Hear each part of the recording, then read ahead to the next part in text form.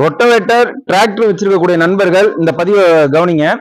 நிறைய நண்பர்களுக்கு இந்த மாதிரி ரொட்டவேட்டர்ல மேக்சிமம் ஏற்படக்கூடிய கம்ப்ளைண்ட் என்னன்னா, இந்த செயின் வந்து அறுந்துரும். இந்த செயின் வந்து ரெண்டு வகையில அறுவோம். ஒன்னு வந்து எப்படின்னா, ரொம்ப நாள் ஓடி இந்த செயின் வந்து நீண்டு போய் அறுகுறது.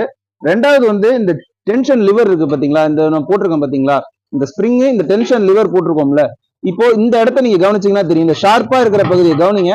இது செயினுக்கும் இதுக்கும் நடுவுல ஒரு சின்ன கேப் இருக்கு பாருங்க. என்னோட விரல் போகுது பாத்தீங்களா, சோ இந்த கேப் இருக்கு பாத்தீங்களா. இது நிறைய நண்பர்கள் கவனிக்க மாட்டீங்க. இது என்ன பண்றது அப்படின்னா, இது வந்து மோதிர மாதிரி இருக்கும்.